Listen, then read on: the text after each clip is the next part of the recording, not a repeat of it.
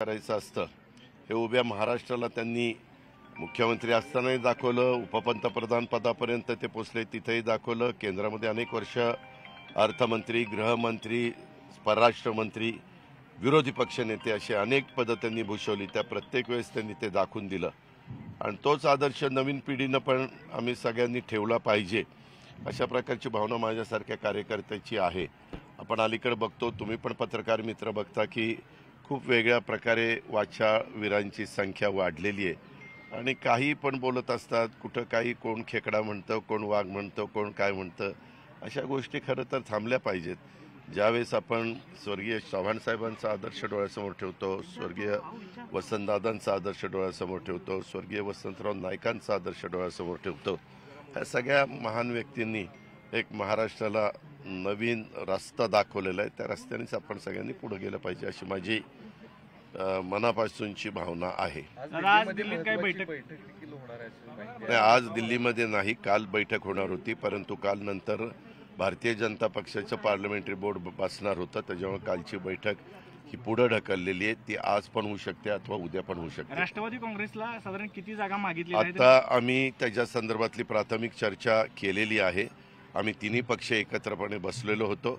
त्या चर्चेमध्ये साधारण प्रत्येकाचा मान सन्मान राखला जाईल आणि त्या कार्यकर्त्यांना पण समाधान वाटेल अशा प्रकारचा तोडगा काढण्याचा प्रयत्न आमच्या सगळ्यांचा चाललेला आहे. ह्या संदर्भामध्ये मला काही बोलायचं नाही. मी सुरुवातीलाच काय सांगितलं, सुसंस्कृतपणा सगळ्यांनी दाखवावा. त्याबद्दल वरिष्ठ पातळीवर सगळेजण काय तो निर्णय घेतील. ह्याच्यामध्ये आमचा राष्ट्रवादी काँग्रेस पक्ष असू द्यात, भारतीय जनता पक्ष असू द्यात किंवा शिवसेना असू द्यात, तिन्ही पक्षांनी किंवा महायुतीच्या सगळ्या घटकांनी, त्याच्यात आठवले साहेब आहेत, बाकीचे सगळे मान्यवर आहेत, ह्या सगळ्यांनी आणि त्यांच्या कार्यकर्त्यांनी, त्यांच्या नेत्यांनी वातावरण खराब होईल, वातावरणामध्ये गढूळपणा होईल अशा प्रकारचं कुठलंच वक्तव्य कुठल्याच राजकीय, आत्ता मी नावं घेतली महायुतीच्या कुठल्याच घटक पक्षाच्या नेतेमंडळींनी करता कामा नये, कार्यकर्त्यांनी करता कामा नये अशी माझी भावना आहे. सातारा हा राष्ट्रवादीच्या स्थापनेपासून बालेकिल्ला आहे, सलग खासदार आहे राष्ट्रवादी काँग्रेसचा. सातारा तुम्ही मागितलाय का किंवा साताराबाबत काय डिसिजन? अहो, मी मागेच सांगितलेलं आहे, बहुतेक सिटिंग जागा तिथं चर्चा होत असताना ज्याला त्याला सोडायच्या अशा प्रकारची चर्चा प्राथमिक झालेली आहे. त्याबद्दल आता अंतिम चित्र आम्हालाही पण लवकरात लवकर स्पष्ट करावं लागणार आहे, कारण 14-15 तारखेला देशामध्ये आचारसंहिता लागण्याची शक्यता आहे. त्याच वेळेस कार्यक्रम जाहीर होईल. त्याच वेळेस फॉर्म कधी भरायचे, माघार कधी, छाननी कधी, मतदान कधी, हे सगळं आपल्याला पाहायला मिळेल. हे तुम्ही चर्चा करताय, तुम्ही चर्चा करताय, त्या चर्चेमध्ये काही तथ्य नाही. मी सांगितलं ना बाळा की त्याच्यात चर्चा तुम्ही करताय, आम्ही कुणी चर्चा केली नाही आणि तुम्ही जी चर्चा करताय त्याच्यामध्ये अजिबात तथ्य नाही. निलेश लंके शरद पवार गटात जाण्याच्या तयारीत. काल तुमच्याच प्रेसला निलेशनी काय सांगायचं ते सांगितलेलं आहे, मी पण त्याचं ऐकलेलं आहे. त्याच्यामुळे ज्याच्याबद्दल तुम्ही चर्चा करता त्यांनीच उत्तर दिलेलं असताना पुन्हा आम्ही त्याच्यामध्ये उत्तर देण्याचं काही कारण नाही असं मला वाटतं. सुनील शेळकेंच्यावर पवार साहेबांनी महायुतीमध्ये जे छोटे घटक पक्ष आहेत ते विशेषतः भाजपवर नाराज आहेत. महादेव जानकर यांनी थेट भाजपनं धोका दिल्याचं त्या संदर्भामध्ये वेगवेगळे जण वेगवेगळे मत व्यक्त करतात. त्याच्याबद्दल भारतीय जनता पक्षाचे वरिष्ठ नेते त्यांची नोंद घेऊन काय तो मार्ग काढतील. सुनील शेळकेंच्या बद्दल पवार साहेबांनी मोठी टीका केली होती. हो का, वरिष्ठांनी काय टीका करावी हा ज्याचा त्याचा अधिकार आहे. त्याबद्दल मी त्यांनी पण काय मत व्यक्त केलं तेही ऐकलेलं आहे आणि नंतर सुनीलनी पण त्याची भूमिका स्पष्ट केलेली. आणि ह्याबद्दल मी परवा पुण्यामध्ये कार्यक्रम होता त्यावेळेस टर्मिनलचं उद्घाटन होतं एअरपोर्टच्या, त्यावेळेस मी माझी भूमिका मांडलेली आहे. शेवटी काय होतं, आम्ही आता मी आज आलो कराडला, तटकरे साहेब आले, बाकीचे सगळे सहकारी आले. आम्हाला जे कोणी जवळ येऊन काही सांगितलं तर आम्ही पण त्याची शहानिशा केली पाहिजे. उद्याच्याला आम्ही आलो आणि इथं गर्दी नसेल तर ही गर्दी कुणामुळे नाही, तर बाळासाहेब पाटलांनी दबाव आणला म्हणून गर्दी नाही, त्याच्यात काही अर्थ नाही. बाळासाहेबांचा तो पिंड पण नाही किंवा काही नाही. मी अनेक वर्ष त्यांच्यावर काम केलेलं आहे आणि अनेकदा त्यांना म्हणजे मागे अपक्ष म्हणून पण निवडून आणण्याचं काम इथल्या जनतेने केलेलं आहे. त्याच्यामुळं आम्ही ज्यावेळेस ब्रीफिंग आम्हाला होतं त्यावेळेस त्याच्यात तथ्य आहे का नाही हे आपण बघितलं पाहिजे. आता मी इथं सभा लावली किंवा सभा लावल्यानंतर आम्ही तटकरे साहेबांना बोलवलं आणि तटकरे साहेबांना गर्दी कमी दिसली, एकदमच उपस्थिती आहे. साहेब आम्ही खूप प्रयत्न केला हो, पण ते नितीन पाटलांनी फार विरोध केला त्याच्यामुळे माणसं आली नाही. अरे नितीन पाटलाचं कशाला नाव घेता, त्यानं ओळखलं पाहिजे. कारण नसताना हा सुनील तसा नाही आहे, त्याचा स्वभाव तसा नाही आहे. मी पण अनेक कार्यकर्त्यांना ओळखतो. जरी आमचे राजकीय वेगवेगळी भूमिका असली तरी देखील शेवटी काय आम्ही एकमेकांचे दुश्मन नाही आहे.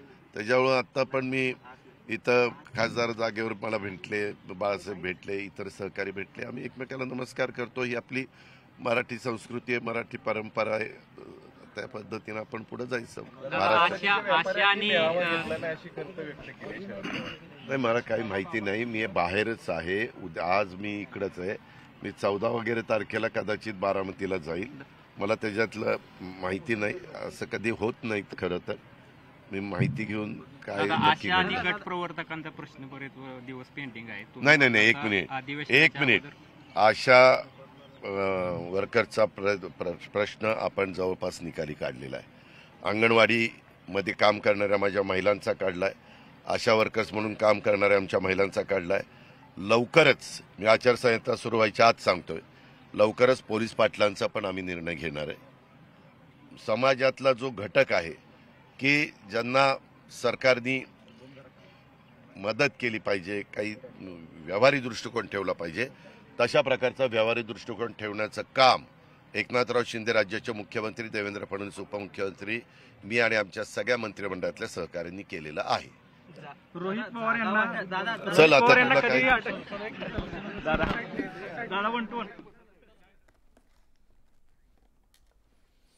तर आज स्वर्गीय यशवंतराव चव्हाण यांची जयंती आणि त्यानिमित्तानं प्रीती संगमावरती अभिवादन करण्यासाठी राज्याचे उपमुख्यमंत्री अजित पवार आले होते आणि पत्रकारांच्या प्रश्नांना उत्तरं देत होते. यानंतर पुढच्या बातमीकडे वळतोय. आगामी लोकसभा निवडणुकीपूर्वी महाराष्ट्र नवनिर्माण सेनेची मोर्चेबांधणी सुरू झाली आहे आणि लोकसभेपूर्वी मनसेची मोर्चेबांधणी सुरू झाली असून या दौऱ्याअंतर्गत राज ठाकरे पक्षाच्या स्थानिक पदाधिकाऱ्यांशी संवाद साधणार आहेत. 12 मार्च म्हणजेच आज दक्षिण मध्य मुंबई, 13 मार्चला उत्तर मध्य मुंबई, 14 मार्चला ईशान्य मुंबई लोकसभा मतदारसंघातील कार्यालयांना राज ठाकरे भेट देऊन ते बैठका घेणार आहेत. राज ठाकरे शाखाध्यक्ष, उपशाखाध्यक्ष यांच्याकडून कामाचा आढावा घेणार आहेत. माहीम, धारावी, चेंबूर, अणुशक्तीनगर आणि वडाळ्यातल्या विधानसभा मतदारसंघात भेटी देत ते संवाद साधणार आहेत.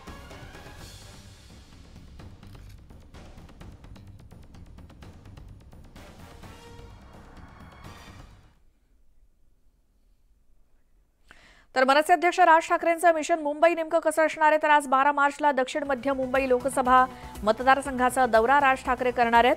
तर 13 मार्च म्हणजे उद्या उत्तर मध्य मुंबई लोकसभा मतदारसंघाचा ते दौरा करतील आणि परवा 14 मार्च रोजी उत्तर पूर्व मुंबई लोकसभा मतदारसंघाचा ते दौरा करतील.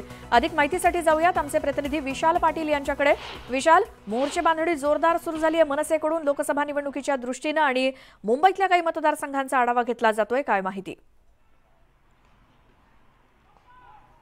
नक्कीच श्वेता, याच्या आधी सुद्धा मनसे अध्यक्ष राज ठाकरेंनी उत्तर मुंबई आणि इतर लोकसभा मतदारसंघांचा आढावा जो आहे हा घेतला होता आणि त्यानंतर त्यांनी वर्धापन दिनामध्ये कुठच्याही प्रकारे ज्या पद्धतीनं भाजप मनसेच्या युतीच्या चर्चा आहे त्याच्यावरची कुठच्याही प्रकारचं भाष्य जे आहे हे केलं नव्हतं. मात्र आता जर आपण पाहायला गेलं तर आज मनसे अध्यक्ष राज ठाकरे दक्षिण मध्य मुंबई लोकसभा मतदारसंघाचा आढावा घेणार आहेत आणि हा दौऱ्याला साधारणतः 10 वाजता जी आहे ही सुरुवात होणार आहे. एकंदरीत जर पाहायला गेलं तर आतापर्यंत आपण पाहिलेलं आहे की मनसेची वाटचाल ही एकला चलोची आहे आणि त्याच अनुषंगानं मनसे अध्यक्ष राज ठाकरे स्वतः लोकसभा निहाय हा दौरा करताना आपल्याला पाहायला मिळत आहे. त्यामुळे मुंबईच्या दृष्टीनं मुंबईत जे 6 लोकसभा मतदारसंघ आहेत या संघांच्या बाबतीत जर पाहायला गेलं तर मनसेचं मानसिकता जर आपण पाहायला गेलं किंवा मनसेची जर वाटचाल आतापर्यंत जर पाहायला गेली तर ही एकला चलोच्या मार्गानंच सुरू असल्याचं आपल्याला पाहायला मिळतंय. त्यामुळे कुठेतरी मनसे अध्यक्ष राज ठाकरे हे स्वतंत्रच निवडणुका लढण्याच्या मानसिकतेत आहेत का, अशा पद्धतीच्या चर्चा आता रंगू लागलेल्या आहेत. कारण का ज्या पद्धतीनं मनसे अध्यक्ष राज ठाकरेंचे हे दौरे होत आहेत, स्वबळावरचाच नारा जो आहे हा पक्षातील कार्यकर्त्यांकडून येतोय. त्यामुळे मनसे अध्यक्ष राज ठाकरे या सगळ्या बाबतीत आढावा घेताना आपल्याला पाहायला मिळत आहेत.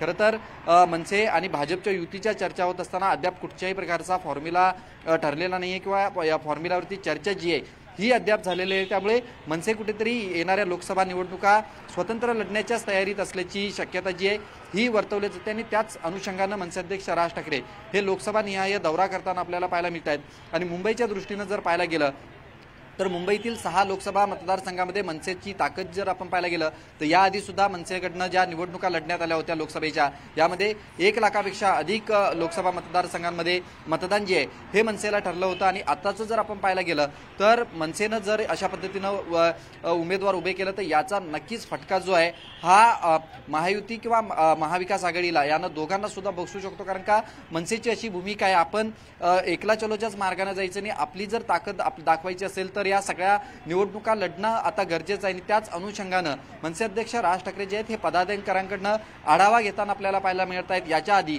प्रत्येक लोकसभा निहाय त्यांनी निरीक्षक नेमले होते, निरीक्षकांकडनं आढावा आला होता, निरीक्षकांच्या आढावा बैठका झाला होत्या आणि आता स्वतः हा सगळा आढावा आल्यानंतर मनसे अध्यक्ष राज ठाकरे थेट लोकसभा मतदारसंघांमध्ये जाऊन शाखाध्यक्ष, उपाध्यक्ष, गटाध्यक्ष यांच्याकडनं आढावा घेत आहेत। कशा पद्धतीनं तयारी आहे, लोकसभा मतदारसंघाची बांधणी झाली का किंवा प्रत्येक वॉर्डात कशा पद्धतीनं मनसेचं कार्य चालू आहे, ताकद आहे का याची चाचपणी जी आहे ही मनसे अध्यक्ष राज ठाकरेंकडनं सुरू झालेली आहे। त्यामुळे इथून पुढे 3 दिवस जे आहे हे सलग मुंबईतील लोकसभा मतदारसंघांमध्ये मनसे अध्यक्ष राज ठाकरे हे दौरा करतायत।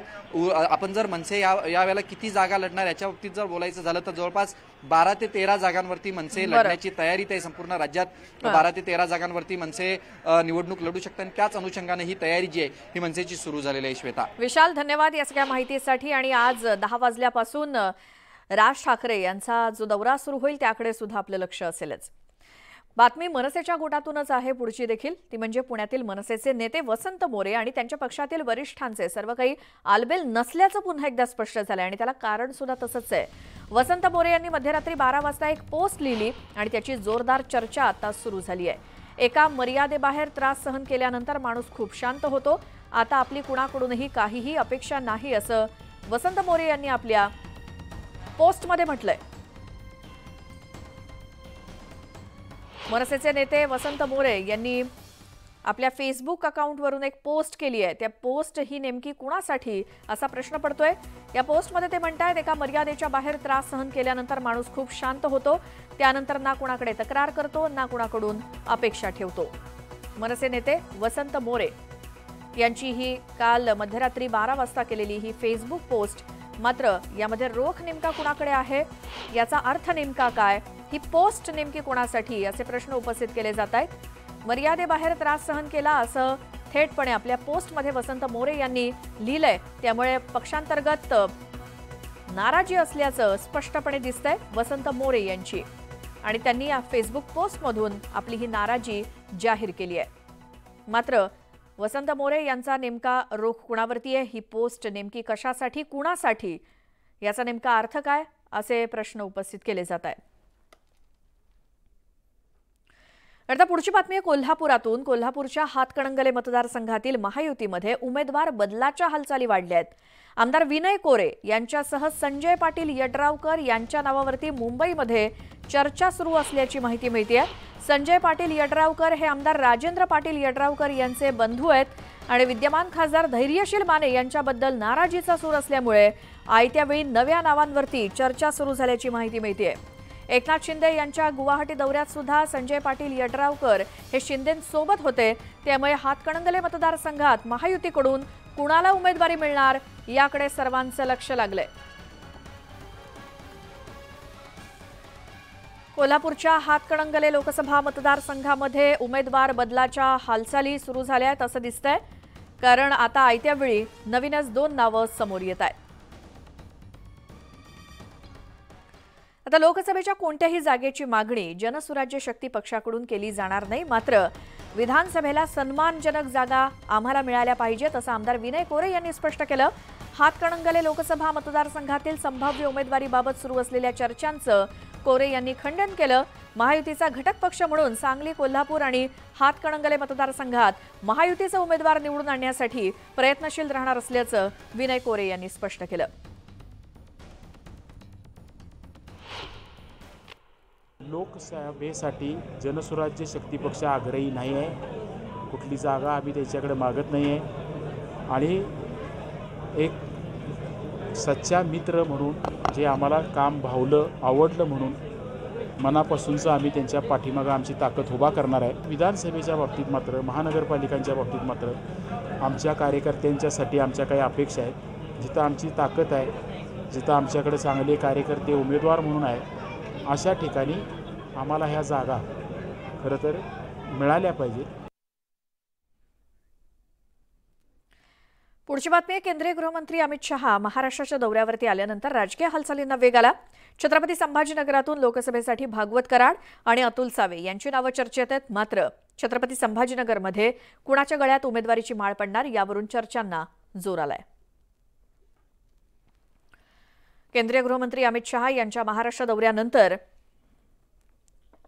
राजकीय वर्तुळात हालचालींना वेग आलेला आहे. केंद्रीय अर्थराज्यमंत्री म्हणून काम केलेले भागवत कराड आणि छत्रपती संभाजीनगर पूर्वचे आमदार अतुल सावे यांची नावं सध्या चर्चेत आहेत. मात्र छत्रपती संभाजीनगरातून उमेदवारीची माळ कोणाच्या गळ्यात पडणार याची अजून काही निश्चिती झालेली नाही. मात्र या मतदारसंघातून उमेदवारी कोणाला मिळते याकडे संपूर्ण विभागाचं आणि राज्याचं देखील लक्ष लागलंय. एकीकडे डॉक्टर भागवत कराड आणि दुसरीकडे अतुल सावे यांची नावं चर्चेत आहेत. छत्रपती संभाजीनगरमध्ये नेमकी महायुतीकडून कुणाला उमेदवारी मिळणार? केंद्रीय अर्थ राज्यमंत्री म्हणून काम केलेले डॉक्टर भागवत कराड एकीकडे आहेत आणि अतुल सावे हे देखील दुसरीकडे आहेत. त्यामुळे कुणाचं पारडं जड ठरतं आणि कुणाला उमेदवारी मिळते? मराठवाड्यातले फडणवीसांचे अत्यंत जवळचे नेते म्हणून अतुल सावे यांची ओळख आहे आणि भागवत कराड यापैकी कुणाला उमेदवारी मिळते हे आपल्याला लवकरच कळेल. आता न्यूज 18 लोकमतला सूत्रांकडून वरिष्ठ सूत्रांकडून माहिती मिळाल्याप्रमाणे राज्यामध्ये महायुतीचा जागा वाटपाचा फॉर्म्युला आता निश्चित होतोय. ते म्हणजे भाजपला 31, शिवसेनेला 13 आणि राष्ट्रवादी काँग्रेसला 4 असा हा फॉर्म्युला असण्याची शक्यता आहे. केंद्रीय गृहमंत्री अमित शहा यांनी मुख्यमंत्री एकनाथ शिंदे यांचा मान राखत त्यांना 2 मतदारसंघातील बदल सुचवत एकूण 13 जागा देणार असल्याचं म्हटलंय आणि त्याचसोबत राष्ट्रवादी काँग्रेसला 4 जागा. खरं तर शिवसेना यापेक्षाही जास्त जागांवरती आग्रही असल्याचं त्यांच्याच नेत्यांनी सांगितलं होतं. मात्र शिवसेनेला 13 जागा मिळण्याची शक्यता आहे तर भाजपला 31 जागा आणि राष्ट्रवादी काँग्रेसला 4 असा फॉर्म्युला असू शकतो महायुतीचा. अधिक माहितीसाठी जाऊयात आमचे प्रतिनिधी उदय जाधव यांच्याकडे. उदय.